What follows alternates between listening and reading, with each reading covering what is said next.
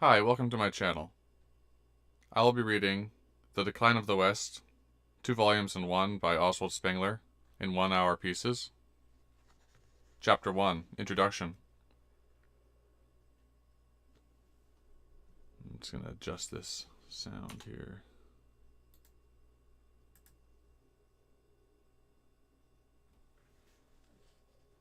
In this book is attempted for the first time the venture of predetermining history, of following the still untraveled stages in the destiny of a culture, and specifically of the only culture in our time and on our planet which is actually in the phase of fulfillment, the West European American. Hitherto, the possibility of solving a problem so far-reaching has evidently never been envisaged, and even if it had been so, the means of dealing with it were either altogether unsuspected or at best inadequately used. Is there a logic of history?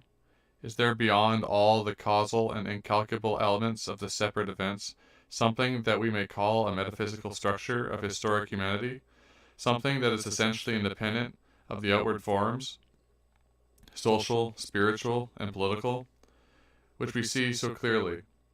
Are not these actualities indeed secondary or derived from that something? Does world history present to the seeing eye certain grand traits, again and again, with sufficient constancy to justify certain conclusions? And if so, what are the limits to which reasoning from such premises may be pushed? Is it possible to find in life itself, for human history is the sum of mighty life courses which already have had to be endowed with ego and personality, in customary thought and expression, by predicating entities of higher order, like the classical or the Chinese culture, modern civilization, a series of stages which must be traversed, and traversed moreover in an ordered and obligatory sequence? For everything organic, the notions of birth, death, youth, age, lifetime are fundamentals. May not these notions in this sphere also possess a rigorous meaning which no one has as yet extracted? In short, is all history founded upon general biographic archetypes? The decline of the West, which at first sight may appear like the corresponding decline of the classical culture, a phenomenon limited in time and space, we now perceive to be a philosophical problem that, when comprehended in all its gravity, includes within itself every great question of being.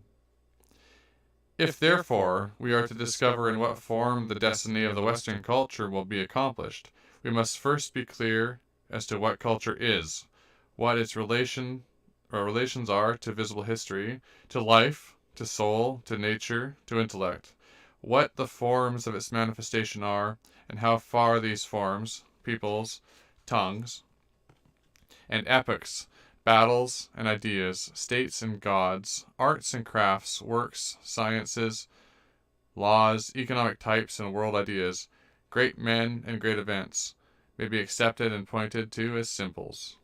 Part 2. The means whereby to identify dead forms is mathematical law. The means whereby to understand living forms is analogy. By these means we are enabled to distinguish polarity and periodicity in the world. It is, and has always been, a matter of knowledge that the expression forms of world history are limited in number, and that eras, epochs, situations, and persons are ever repeating themselves true to type. Napoleon has hardly ever been discussed without a side glance at Caesar and Alexander, analogies which, we shall see, the first is morphologically quite unacceptable, and the second is correct. While Napoleon himself conceived of his situation as akin to Charlemagne's, the French Revolutionary Convention spoke of Carthage when it meant England, and the Jacobins styled themselves Romans. Other such comparisons of all degrees of soundness and unsoundness are those of Florence with Athens, Buddha with Christ, primitive Christianity with modern socialism, the Roman financial magnate of Caesar's time with the Yankee, Petrarch, the first passionate archaeologist, and is not archaeology itself an expression of the sense that history is repetition, related himself mentally to Cicero, and but lately Cecil Rhodes, the organizer of British South Africa, who had in his library specially prepared translations of the classical lives of the Caesars, felt himself akin to the Emperor Hadrian. The fated Charles XII of Sweden used to carry Quintus Curtius's Life of Alexander in his pocket, and to copy that conqueror was his deliberate purpose. Frederick the Great, in his political writings, such as Considerations, 1738, moves among analogies with perfect assurance. Thus he compares the French to the Macedonians under Philip, and the Germans to the Greeks. Even now, he says, the Thermopylae of Germany, Alsace, and Lorraine are in the hands of Philip, therein exactly characterizing the policy of Cardinal Fleury. We find him drawing parallels also between the policies of the houses of Habsburg and Bourbon, and the proscriptions of Antony and of Octavius. Still, all this was only fragmentary and arbitrary, and usually implied rather a momentary inclination to poetical or ingenious expressions than a real deep sense of historical forms. Thus, in the case of Rank, a master of artistic analogy, we find that his parallels are Cyaxares and Henry the Fowler. Of the inroads of the Cimmerians and those of the Hungarians, possess morphologically no significance, and his oft-quoted analogy between the Hellenic city-states and the Renaissance republics, very little, while the deeper truth in his comparison of Alcibiades and Napoleon is accidental. Unlike the strict mathematician, who finds interrelationships between two groups of differential equations, where the layman sees nothing but dissimilarities of outward form, Rank and others draw historical analogies with Plutarchian, popular romantic touch, and aim merely at presenting comparable scenes in the world stage. It is easy to see that, at the bottom, it is neither a principle nor a sense of historic necessity, but simple inclination, that governs the choice of the tableau. From any technique of analogies we are far distant. The throng up, today more than ever, without scheme or unities. And if they do hit upon something which is true, in the essential sense of the word that remains to be determined, it is thanks to luck, more rarely to instinct, never to principle. In this region, no one hitherto has set himself to work out a method, nor has he the slightest inkling that there is here a root, in fact, the only root from which can come a broad solution of the problems of history. Analogies, insofar as they laid bare the organic structure of history, might be a blessing to historical thought. Their technique, developing under the influence of a comprehensive idea, would surely eventuate in inevitable conclusions and logical mastery. But, as hitherto understood and practiced, they have been a curse, for they have enabled the historians to follow their own tastes, instead of soberly realizing that their first and hardest task was concerned with the symbolism of history and its analogies, and, in consequence, the problem has till now not even been comprehended, let alone solved. Superficial in many cases, as for the instance of designating Caesar as the creator of the official newspaper, these analogies are worse than superficial in others, as when phenomena of the classical age, that are not only extremely complex but utterly alien to us, are labeled with modern catchwords like socialism, or impressionism, capitalism, clericalism, while occasionally they are bizarre to the point of perversity. Witness the Jacobin clubs with their cult of Brutus, that millionaire extortioner Brutus, who, in the name of oligarchical doctrine, and with the approval of the patrician state, murdered the man of democracy. 3. Thus our theme, which originally comprised only the limited problem of present-day civilization, broadens itself into a new philosophy, the philosophy of the future, so far as the metaphysically exhausted soil of the West can bear such, and in any case, the only philosophy which within the possibilities of the West European mind and in its next stages. It expands into the conception of morphology of world history, of the world as history, in contrast to the morphology of the world as nature, and hitherto has been almost the only theme of philosophy. And it reviews once again the forms and movements of the world in their depths and final significance, but this time according to an entirely different ordering, which groups them, not in an ensemble picture,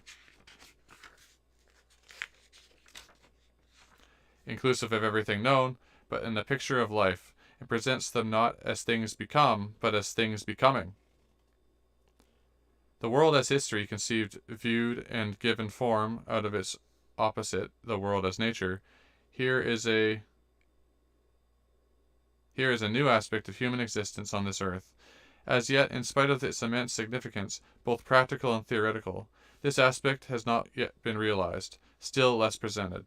Some obscure inkling of it there may have been, a distant momentary glimpse there has often been, but no one has deliberately faced it and taken in with all its implications. We have before us two possible ways in which man may inwardly possess and experience the world around him. With all rigor I distinguish, as to form, not substance, the organic from the mechanical world impression, the content of images from that of laws, the picture and symbol from that of formula, and the system, the instantly actual from the constantly possible, the intents and purposes of imagination, ordering according to plan, from the intents and purposes of experience, dissecting according to scheme, and to mention, even thus early an opposition that has never yet been noted, in spite of its significance. The domain of chronological form is that of mathematical number. Consequently, in a research such as that is lying before us, there can be no question of taking spiritual political events, as they become visible day by day on the surface, at their face value, and arranging them on a scheme of causes or effects, and following them up in obvious and intellectually easy directions. Such a pragmatic handling of history would be nothing but a piece of natural science in disguise. And for their part, the supporters of the materialistic idea of history make no secret about it. It is their adversaries who largely fail to see the similarity of the two methods. What concerns us is not what the historical facts which appear at this or that time are, per se, but what they signify, what they point to, by appearing. Present-day historians think that they are doing a work of a supererogation in bringing all the religious and social, or still more art history, details to illustrate the political sense of an epoch. But the decisive factor, decisive that is, insofar as visible history is the expression, sign and embodiment of soul, they forget. I have not hitherto found one who has carefully considered the morphological relationship that inwardly binds together the expression forms of all branches of culture, who has gone beyond politics to grasp the ultimate and fundamental ideas of Greeks, Arabians, Indians, and Westerners in mathematics, the meaning of their early ornamentation, the basic form of their architecture, philosophies, drama, and lyrics, their choice and development of great arts, the detail of their craftsmanship and choice of materials, let alone appreciated the decisive importance of these matters for the form problems of history. Who amongst them realizes that between the differential calculus and the dynastic principle of politics, in the age of Louis XIV, between the classical city-state and the Euclidean geometry, between the space perspective of Western oil painting and the conquest of space by railroad, telephone, and long-range weapons, between contrapuntal music and credit economics, there are deep uniformities. Yet, viewed from the morphological standpoint, even the humdrum facts of politics assume a symbolic and even a metaphysical character.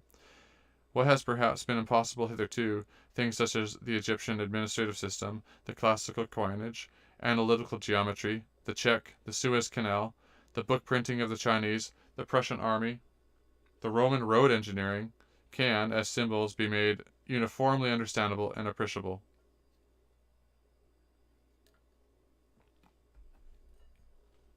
But at once the facts present itself that as yet there exists no theory enlightened art of historical treatment.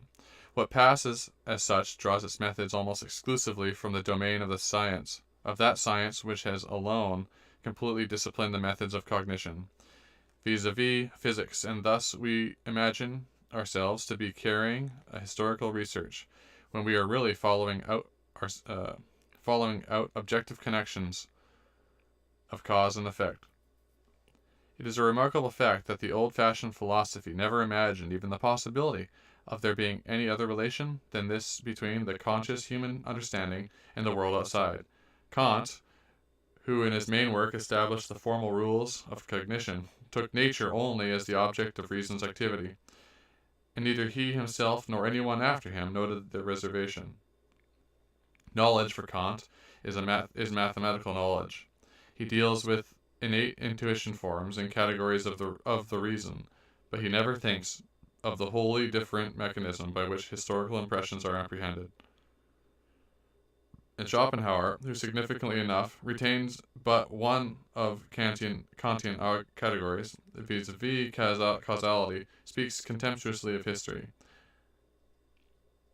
That there is, besides a necessity of cause and effect, which I may cause the logic of space, another necessity, an organic necessity in life, that of destiny, the logic of time, is a fact that the deepest inward certainty, a fact which suffuses the whole of mythological religions and artistic thought, and constitutes, in essence, the essence and kernel of all history.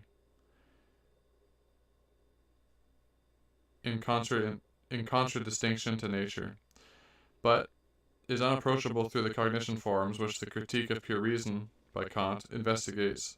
This fact still awaits its theoretical formulation, as Galileo says in this famous passage of his Saggiatore philosophy. As nature's great book is written in mathematical language, we await today the philosopher who would tell us what language history is written, in what language history is written, and how it is to be read. Mathematics and the principle of causality lead to naturalistic, chronological, and the idea of destiny to a historical ordering of the phenomenal world. Both orderings, each on its own account, cover the whole world. The difference is only in the eyes by which and through which this world is realized. 4. Nature is the shape in which the man of higher culture synthesizes and interprets the immediate impressions of his senses. History is that form which his imagination seeks comprehension of the living existence of the world in relation to his own life, which he thereby invests with a deeper reality. Whether he is capable of creating these shapes, which of them it is that dominates his waking consciousness, which of them is that which dominates his waking consciousness, is a primordial problem of all human existence. Man, thus, has before him two possibilities of world formation, but it must be noted, at the very outset, that these possibilities are not necessarily actualities. And if we are to inquire into the sense of history, we must begin by solving a question which has never yet been put. Vis-a-vis, for whom is there history? The question is seemingly paradoxical, for history is obviously for everyone to this extent, that every man, with his whole existence and consciousness, is a part of history. But it makes a great difference whether anyone lives under the constant impression that his life is an element in a far wider life course that goes on for hundreds and thousands of years, or conceives of himself as something rounded off and self-contained. For the latter type of consciousness, there is certainty in no world history, no world as history. But how if the self-consciousness of a whole nation, how if a whole culture rests on this ahistoric spirit? How must actuality appear to it? The world, life, consider the classical culture.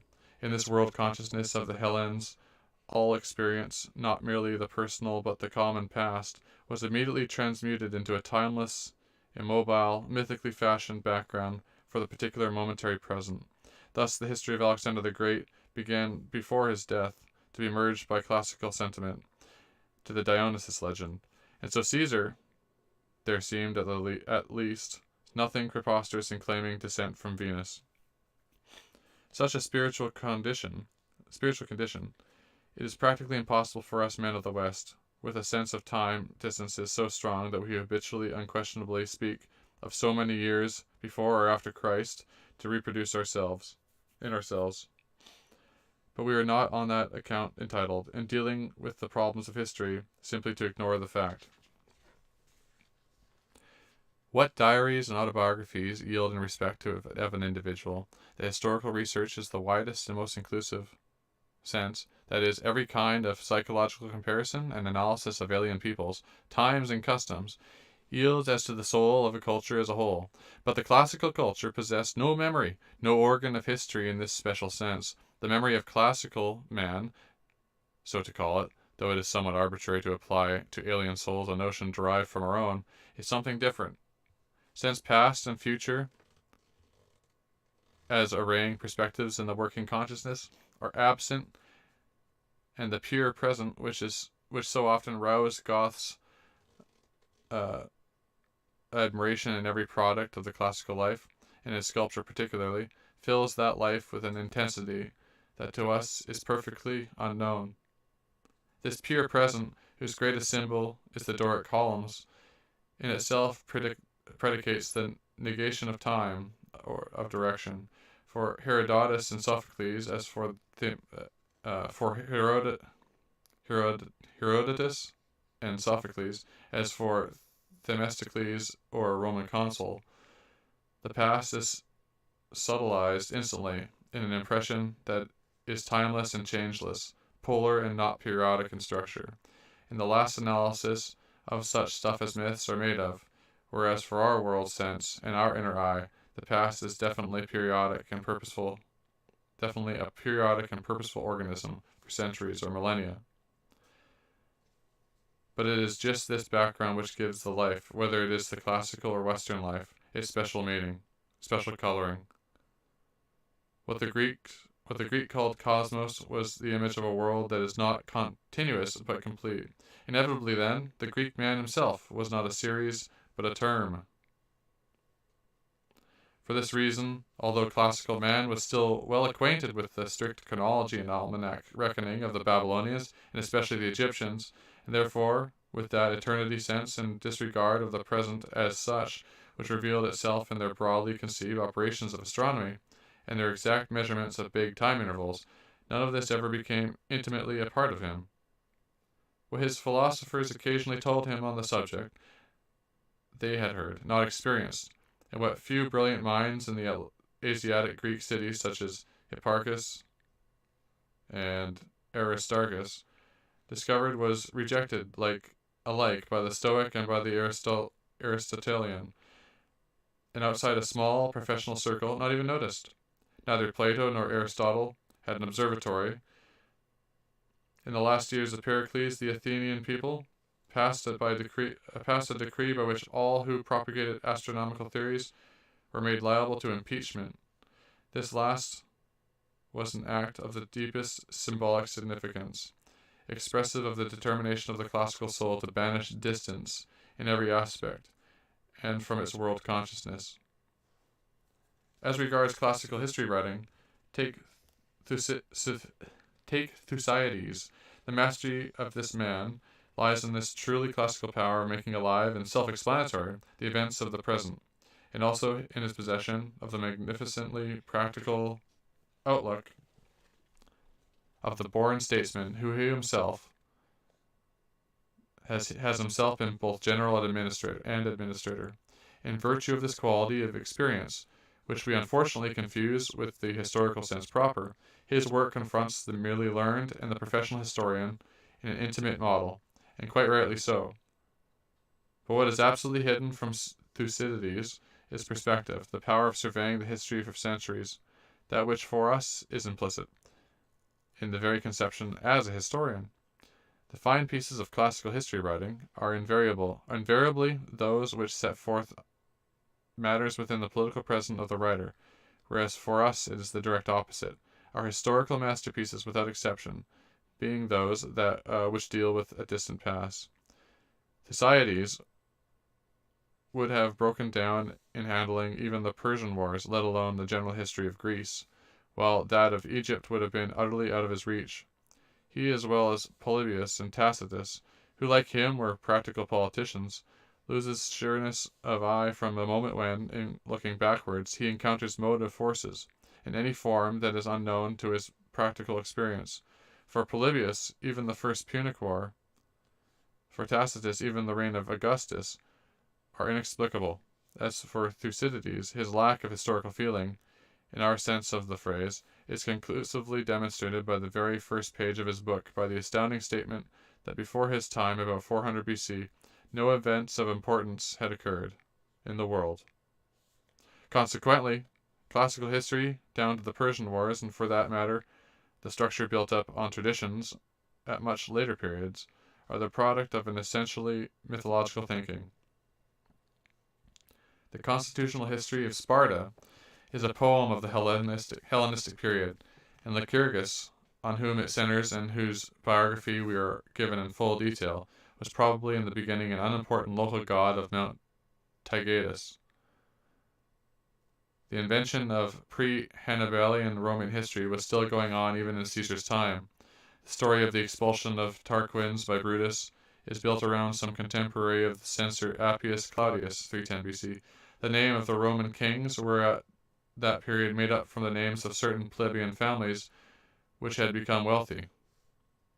In the sphere of constitutional history, setting aside altogether the constitution of Servius Tullius, we find that even the famous land law of Licinius, 367 BC, was not in existence at the time of the Second Punic War.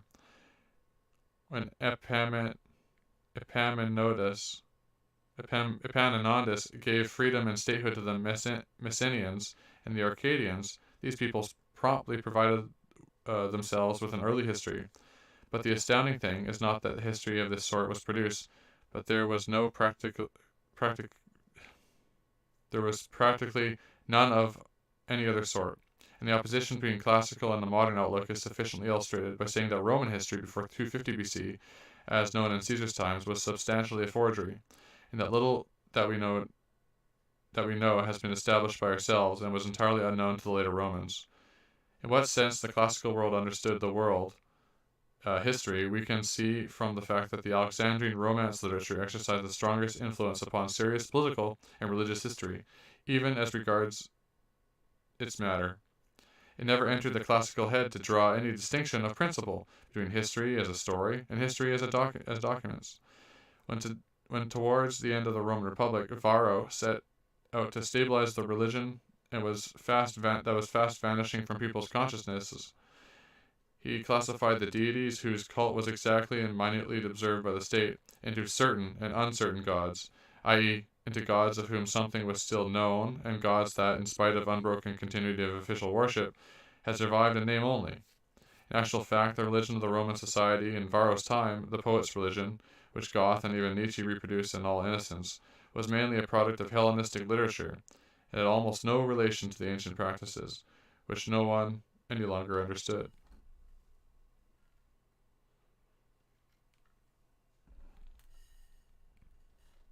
Mommsen clearly defined the West European attitude towards this history when he said that the Roman historians, meaning especially Tacitus, were men who said what it would have been meritorious to admit and admitted what it was essential to say.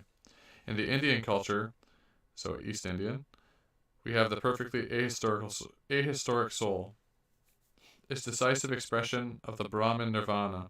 There is no pure Indian astronomy, no calendar, and therefore no history so far as history is the track of conscious spiritual evolution. Of the visible course of their culture, which, as regards its organic phase, came to an end with the rise of Buddhism. We know even less than we do about that than classical history, rich though it must have been in great events between the 12th and 8th centuries. And this is not surprising, since it was in dream shapes and mythological figures that both became fixed. It is a full millennium after Buddha, about 500 AD, when Ceylon, Sri Lanka, first produces something remotely resembling historical work with the Mahavansa. The world consciousness of Indian man was so historically built that it could not even treat the appearance of a book written by a single author as an event determinate in time. Instead of an organic series of writings by specific persons, there came into being gradually a vague mass of texts into which everyone inserted what he pleased, and notions such as those of the intellectual individualism, intellectual evolution, intellectual epochs, played no part in the matter. It is in this anonymous form that we possess the Indian philosophy, which is at the same time all the Indian history that we have. And it is in this instructive to compare, and it is instructive to compare with it all the philosophy history of the West, which is a perfectly definite structure made up of individual books and personalities. Indian man forgot everything, but Egyptian man forgot nothing. Hence, while the art of portraiture, which is biography to the colonel, was unknown in India, in Egypt it was practically the artist's only theme. The Egyptian soul, conspicuously historical in its texture and impelled with the primitive passion towards the infinite, perceived past and future in its whole world, and the present, which is identical with waking consciousness, appeared to him simply as the narrow common frontier of two immeasurable stretches. The Egyptian culture is an embodiment of care, which is the spiritual counterpoise of distance, care for the future, expressed in the choice of granite or basalt as the craftsman's materials, in the chiseled archives, in the elaborate administrative system, in the net of irrigation works, and necessarily bound up therewith, care with the past. The Egyptian mummy is a symbol of this first importance. The body of the dead man has been made everlasting, just as his personality, his ka, was immortalized through the portrait statuettes, which were often made in many copies, and to which it was conceived to be attached by a transcendental likeness. There is a deep relation between the attitude that is taken towards the historic past and the conception that is formed of death. And this relation is expressed in the disposal of the dead. The Egyptian denied mortality. The classical man affirmed it in the whole symbolism of his culture. The Egyptians embalmed even their history in chronological dates and figures. From pre-Solonian Greece, nothing has been handed down, not a year date, not a true name, not a tangible event, with the consequence that the later history, which alone we know, assumes undue importance. But for Egypt, we possess from the 3rd millennium and even earlier, the names and even the exact reign dates of many of the kings, and the new empire must have been a complete knowledge to them. Must have had a complete knowledge of them. Today, pathetic symbols of the will to endure, the bodies of the great pharaohs lie in our museums, their faces still recognizable. On the shining, polished granite peak of the pyramid of Amenemhet III, we can read today the words, Amenemhet looks upon the beauty of the sun, and on the other side, higher is the soul of Amenemhet than the height of the Orion, and it is united with the underworld. Here indeed is victory over mortality and the mere present. It is to the last degree unclassical. 5. In opposition to the mighty group of Egyptian life symbols, we meet at the threshold of the classical culture the custom, typifying the ease in which it could forget every piece of its inward and outward past, of burning the dead. To the Mycenaean age, the elevation into ritual of this particular funerary method amongst all those practiced in turn by Stone Age peoples was essentially alien. Indeed, its royal tomb suggests that earth burial was regarded as peculiarly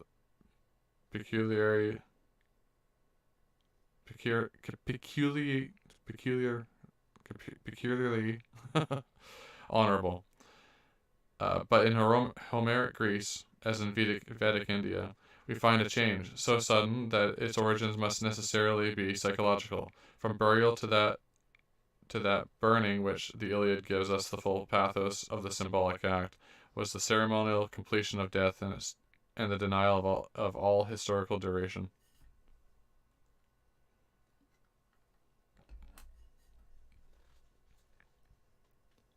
From this moment, the plasticity of the individual's spiritual evolution was at an end. Classical drama admitted truly historical motives, just as little as it allowed themes of inward evolution. And it is well known how decisively the Hellenistic instinct set itself against portraiture in the arts. Right into the imperial period, classical art handled only the matter that was, so to say, natural to it, the myth. Even the ideal portraits of Hellenistic sculpture are mythical, of the same kind as the typical biographies of Plutarch's sort. No great Greek ever wrote down any recollections of the world recollections that would serve to fix a phase of experience for his inner eye. Not even Socrates has told, regarding his inward life, anything important in our sense of the world, or in sense of the word. It is questionable indeed whether for a classical mind it was even possible to react to the motive forces that were presupposed in the production of Parzival, a Hamlet, or a Werther. In Plato we fail to observe any conscious evolution of doctrine. His separate works are merely treatises written from very different standpoints, which he took up from time to time, and it gave him no concern whether and how they hung together. On the contrary, a work of deep self-examination, the Vita Nuova of Dante, is found at the very onset of the spiritual history of the West. How little, therefore, of the classical peer present there really was in Goethe, the man who forgot nothing, the man whose works, as he avowed himself, are only fragments of a single great confession. After the destruction of Athens by the Persians, all the older artworks were thrown into the dust heap, whence we are now extracting them, and we do not hear that anyone in Hellas ever troubled himself about the ruins of Mycenae or Phaistos for the purpose of ascertaining historical facts. Men read Homer, but never thought of excavating the hill of Troy as Schliemann did, for what they wanted was myth, not history. The works of Aeschylus and those of pre-Socratic philosophers were already partially lost in the Hellenistic period. In the West, on the contrary, the piety inherent in and peculiar to the culture manifested itself 5 centuries before Schliemann. In Petrarch, the fine collector of antiquities, coins, and manuscripts, the very type of historically sensitive man, viewing the distant past and scanning the distant prospect. Was he not the first to attempt an alpine peak? Living in his time, yet essentially not of it. The soul of the collector is intelligible only by having regard to his conception of time. Even more passionate, perhaps, though of a different coloring, is the collecting bent of the Chinese.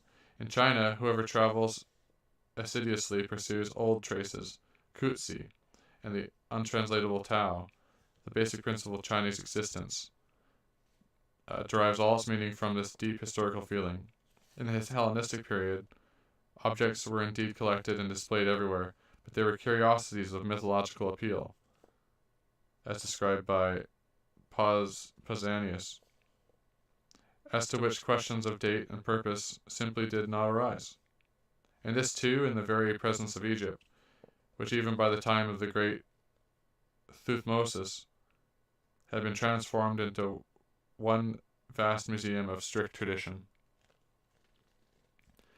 Amongst the Western peoples, it was the Germans who discovered the mechanical clock, the dread symbol of the flow of time, and the chimes of countless clock towers that echo day and night over West Europe are perhaps the most wonderful expression of which a historical world feeling is capable. In the timeless countryside and cities of the classical world, we find nothing of the sort. Till the epoch of Pericles, the time of day was estimated merely by the length of shadow, and it was only from that of Aristotle that the word can't read it because it's in Greek, received the Babylonian significance of hour. Prior to that, there was no exact subdivision of the day. In Babylon and Egypt, water clocks and sundials were discovered in the very early stages, yet in Athens it was left to Plato to introduce a practically useful form of clepsydra, and this was merely a minor adjunct of everyday utility, which would not have influenced the classical life meaning in even the smallest degree. It remains still to mention that the corresponding difference, which is very deep, has never yet been properly appreciated between classical and modern mathematics. The former conceived of things as they are, as magnitudes, timeless and purely present, and so it proceeded to Euclidean geometry and mathematical statics. Rounding off its intellectual system with a theory of conic sections, we conceive things as they became and behave, as function, and this and this brought us to dynamics, analytical geometry, and thence to differential calculus.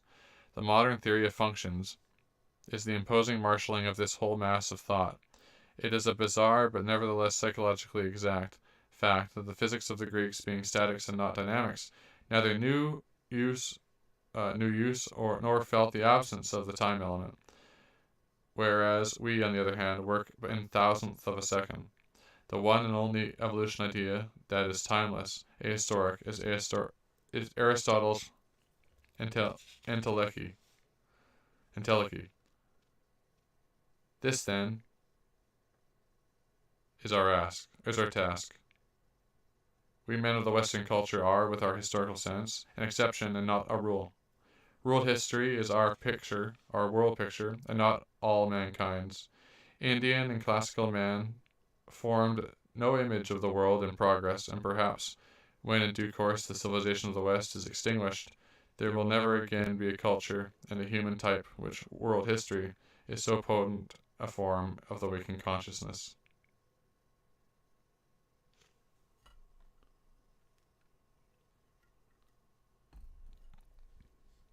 Six. What then is world history? Certainly an ordered presentation of the past, an inner postulate, the expression of a capacity for feeling form. But a feeling for form, however definite, is not the same as form itself. No doubt we feel world history, experience it, and believe that it is to be read just as a map is read. But even today, it is only forms of it that we know, and not the form of it, which is the mirror image of our own inner life. Everyone, of course, is if asked, would say that if he saw the inward form of a history quite clearly and definitely, the illusion subsists because no one has seriously reflected on it. Still less conceived doubts as to his own knowledge, for no one has even the slightest notion of how wide a field for doubt there is. In fact, the layout of world history is an unproved and subjective notion that has been handed down from generation to generation, not only of laymen, but of professional historians, and stands badly in need of a little of that skepticism which, from Galileo onward, has regulated and deepened our inborn ideas of nature. Thanks to the subdivision of history into ancient, medieval, and modern, an incredibly jejune and meaningless scheme which has, however, entirely dominated our historical thinking, we have failed to perceive the true position of the general history of the higher mankind, and of the part world which was developed by West European soil from the time of German Roman Empire, to judge of its relative importance, and above all to estimate its direction.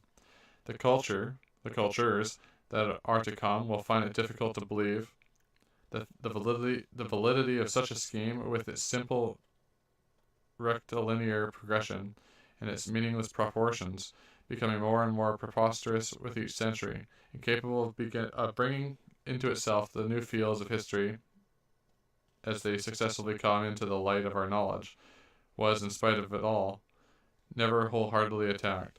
The criticisms that has long been the fashion of historical researchers to level at the scheme meaning nothing, and they have only obliterated the one existing plan without substituting it for another. To toy with phrases such as the Greek Middle Ages or Germanic antiquity does not in the least help us form a clear and inwardly convincing picture, of which China and Mexico, the empire of Axum and that of the Sassanids, have their own proper places.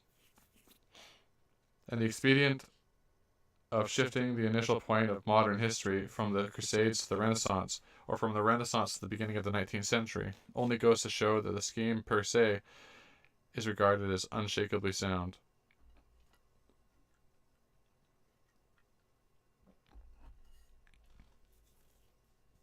It is not only that the scheme circumscribes the area of history. What is worse, it rigs the stage. The ground of West Europe is treated as a steady pole, a unique patch chosen on the surface of the sphere for no better reason, it seems, than because we live on it. And great histories of millennial duration and mighty faraway cultures are made to revolve around this pole in modesty. It is a quaintly conceived system of sun and planets, We select a single bit of ground as the natural center of the historical system and make it the central sun. From it, all the events of history receive their real light. From it, their importance is judged in perspective. But it is our own West European conceit alone that this phantom world history, which is a breath of skepticism, would dissipate, is acted out. We have to thank that conceit for the immense optical illusion become natural from long habit, whereby distant historians of thousands of years, such as those of China and Egypt, are made to shrink in the dimensions of mere episodes, which in the neighborhood of our own position, the decades since Luther, and particularly since Napoleon, loom large as Brocken specters. We know quite well that the slowness with which a high cloud or railway train in the distance seems to move is only apparent, yet we believe that the tempo of all early Indian, Babylonian, and Egyptian history was really slower than that of our own recent past, and we think of them as less substantial, more damped down, and more diluted, because we have not learned to make the allowance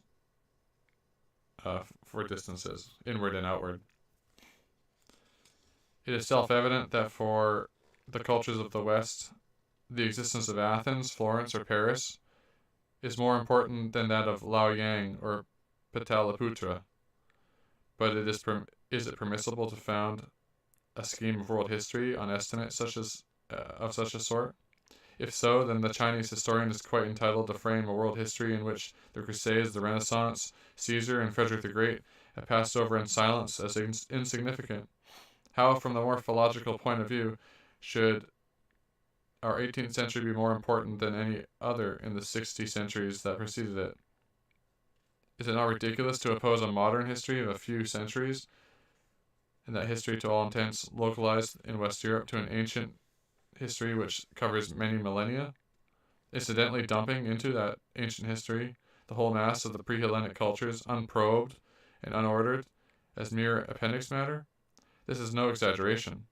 Do we not, for the sake of keeping the hoary scheme, dispose of Egypt and Babylon, each as an individual and self-contained history, quite equal in the balance to our so-called world history from Charlemagne to the World War I, and well beyond it, as a prelude to classical history? Do we not relegate our vast complexes of Indian and Chinese culture to footnotes, with a gesture of embarrassment? As for the great American cultures, do we not, on the ground that they do not fit in with what? Entirely ignore them? The most appropriate designation for this current West European scheme of history, in which the great cultures are made to follow orbits around us as the presumed center of all world happenings, is the Ptolemaic system of history. The system that is put forward in this work in place of it, I regard as the Copernican discovery of the historical sphere, and that it admits no sort of privileged position to the classical or the Western culture, as against the cultures of India, Babylon, China, Egypt, the Arabs, Mexico, separate worlds of dynamic being, which in point of mass account for just as much in the general picture of history as the classical, while frequently surpassing it in point of spiritual greatness and soaring power. 7. The scheme, quote, ancient, medieval, modern, in its first form, was the creation of the Magian world sense. It first appeared in the Persian and Jewish religions after Cyrus. After Cyrus received an apocalyptic sense in the teaching of the Book of Daniel on the 4 world eras, and was developed into a world history in the post-Christian religions of the East, notably the Gnostic systems. This important conception, within the very narrow limits which fixed its intellectual basis, was unimpeachable. Neither Indian nor Egyptian history was included in the scope of the proposition. For the Magian thinker, the expression world history meant a unique and supremely dramatic act, having as its theater the lands between Hellas and Persia, in which the strictly dualistic world sense of the East expressed itself, not by means of polar conceptions like the soul and spirit, good and evil, of contemporary metaphysics, but by the figure of catastrophe, an epochal change, a phase between world creation and world decay.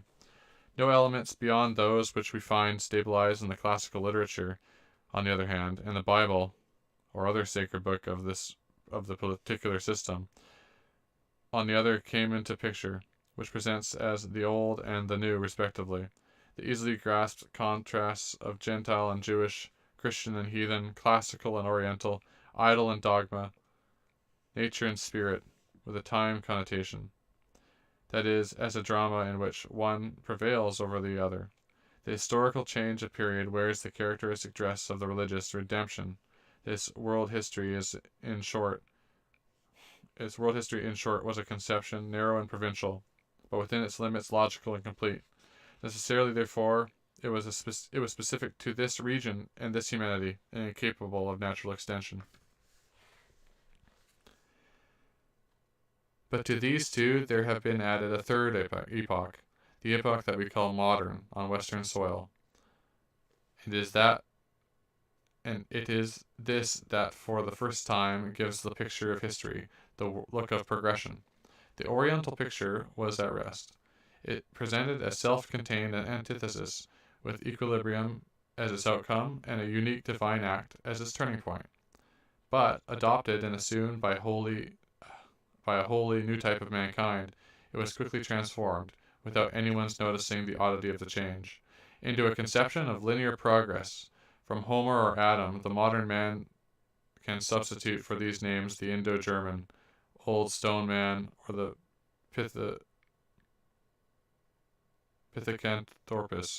Pithecanthropus through Jerusalem, Rome, Florence, and Paris, according to the taste of the individual historian, thinker, or artist, who has unlimited freedom in the interpretation of the three-part scheme. This third term, modern times, which in form asserts that it is the last and conclusive term of the series, has in fact, ever since the Crusades, been stretched and stretched again to the elastic limit to which it will bear no more. It was at least implied, if not stated in so many words, that here beyond the ancient and the medieval, something definitive was beginning, the third kingdom in which somewhere there was to be fulfillment and culmination, and which had an objective point. As to what this objective point is, each thinker, from schoolman to present-day socialist,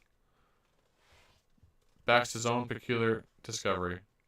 Such a view into the course of things may be both easy and flattering to the patentee, but in fact has simply taken the spirit of the West, as reflected in his own brain, for the meaning of the world. So it is that great thinkers, making a metaphysical virtue of intellectual necessity, have not only accepted without serious investigation the scheme of history agreed by common consent, but have made of it the basis of their philosophies and dragged in God as author of this or that and the world plan. Evidently, the mystic number 3 applied to the world ages has something highly seductive to the metaphysician's taste. History was described by Herder as the education of the human race, by Kant as an evolution of the idea of freedom, and by Hegel as a self-expansion of the world spirit, by others in other terms, but as regards its ground plan, everyone was quite satisfied when he had thought out some abstract meaning for the conventional threefold order.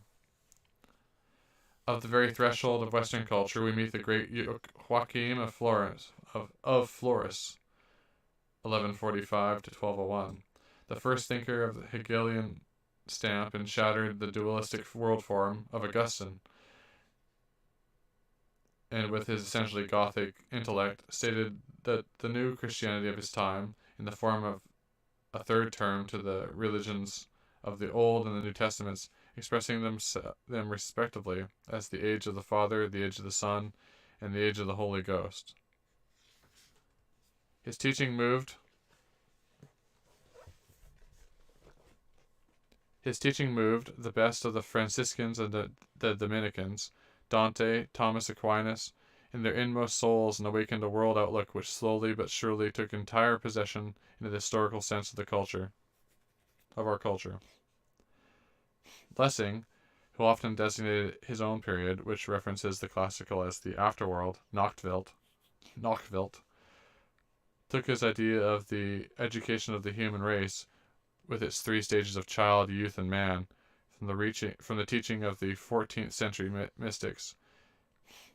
Ibsen treats it with thoroughness in his Emperor and Galilean, 1873, in which he directly presents the Gnostic world conception through the figure of the wizard Maximus, and advances not a step beyond it in its famous Stockholm Address of 1887.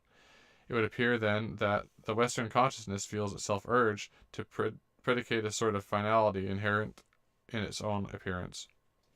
But the creation of the Abbot of Florus was a mystical glance into the secrets of the divine world order. It was bound to lose all meaning as soon as it was used in the way of reasoning,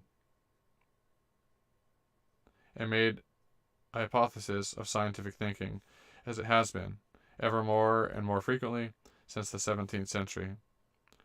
It is a quite indefensible method of presenting world history to begin by giving rein to one's own religious, political, or social convictions, and endowing the sacrosanct three-phase system with tendencies that will bring it exactly to one's own standpoint. That is, in effect, making of some formula, say, the age of reason, humanity, the greatest happiness of the greatest number, enlightenment, economic progress, national freedom, and the conquest of nature, or world peace, a criterion whereby to judge whole millennia of history. And so we judge that they were ignorant of the true path, or that they failed to follow it, when in fact when the fact is simply that their will and purposes were not the same as ours. Goethe saying, "What is important in life is life, and not a result of life." It is the answer to any and every senseless attempt to solve the riddle of historical form by means of a program. It is the same picture that we find when we turn to the historians of each special art or science, and those of national economies and philosophies as well. We find painting from the Egyptians or the cavemen to the Impressionists, or music from Homer to Bayreuth and beyond, social organization from lake dwellings to socialism, as the case may be, presented as a linear graph which steadily rises in conformity with the values of the selected arguments.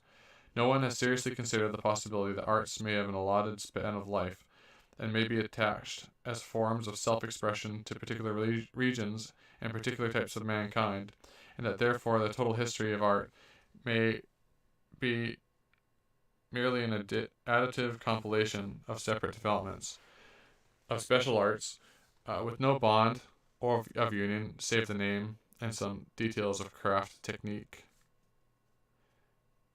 We know it to be a true story of every organism that the rhythm, form, and duration of its life, and the expression details of life as well, are determined by properties of its species. No one looking at the oak with its millennial life dare say that it at this moment now is about to start its true and proper course. No one sees a caterpillar grow day by day and expects that it will go on doing for 2 or 3 years.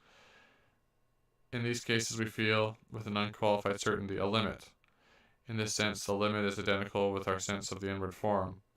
In the case of higher human history, on the contrary, we take our ideas as to the course of the future from an unbridled optimism that sets at naught all historical, i.e. organic experience, and everyone therefore sets himself to discover in the accidental present terms that he can expand into some striking progression series, the existence of which rests not on scientific proof, but on predilection.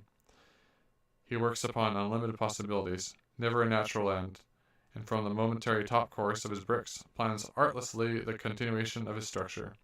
Mankind, however, has no aim, no idea, no plan, any more than the family of butterflies or orchids. Mankind is a zoological expression, or an empty word, but conjure away the phantom, break the magic circle, and at once there emerges an astonishing wealth of actual forms. The living, with all its immense fullness, depth, and movement, hitherto veiled by a catchword, a dry-as-dust scheme, and a set of personal ideals, I see, in place of the empty figment of one linear history which can only be kept up by shutting one's eyes to the overwhelming multitude of the facts, the drama of a number of mighty cultures, each springing with primitive strength from the soil of a mother region to which it remains firmly bound throughout its whole life cycle, each stamping its material, its mankind, in its own image, each having its own ideas, its own passions, its own life, will, feeling, its own death. Here indeed are colors, lights, movements that no intellectual eye has yet discovered. Here the cultures, people, languages, truths, gods, landscapes, bloom and age as the oaks and the stone pines, the blossoms, twigs, and leaves. But there is no aging mankind. Each culture has its own new possibilities of self-expression, which arise, ripen, decay, and never return. There is not one sculpture, one painting, one mathematics, one physics, but many, each in its deepest essence different from the others, each limited in duration and self-contained, just as each species of plant has its particular blossom or fruit, its special type of growth and decline. These cultures, sublimated life essences, grow with the same superb aimlessness as the flowers of the field. They belong, like the plants and the animals, to the living nature of Goethe, and not to the dead nature of Newton. I see world history as a picture of endless formations and transformations, of the marvelous waxing and waning of organic forms. The professional historian, on the contrary, sees it as a sort of tapeworm industriously adding to itself one epoch after another. But the series Ancient Medieval Modern History has at last exhausted its usefulness. Angular, narrow, shallow though it was as its scientific foundation, still we possess no other form that was not wholly unphilosophical, in which our data could be arranged, and world history, as hitherto understood, has to thank for its filtering our classifiable solid residues. But the number of centuries that the scheme can, by any stretch, be made to cover as long as being exceeded, and with a rapid increase in the volume of our historical material, especially of material that cannot possibly be brought under the scheme, the picture is beginning to dissolve into a chaotic blur. Every historical student who is not quite blind knows that he feels this, and it is as a drowning man that he clutches at the only scheme which he knows. The word Middle Age, invented in 1667 by Professor Horn of Leyden, has today to cover a formless and constantly extending mass which can only be defined negatively, as everything not classifiable under any pretext is one of the other two tolerably well-ordered groups. We have an excellent example of this in our feeble treatment and hesitant judgment of modern Persian, Arabian, and Russian history. But above all, it has become impossible to conceal the fact that this so-called history of the world is a limited history, first of the eastern Mediterranean region, and then, with an abrupt change of scene at the migrations, an event important to us only, and therefore greatly exaggerated by us only, an event of purely Western and not even Arabian significance of West Central Europe. When Hegel declared so naively that he meant to ignore these peoples which did not fit into his scheme of history, he was only making an honest avowal of the methodic premises that every historian finds necessary for his purpose, and every historical work shows in its layout. In fact, he has now become an affair of scientific tact. It has now become an affair of scientific tact to determine which of the historical developments shall be seriously taken into account, and which not. Rank is a good example. This is the end of recording 1.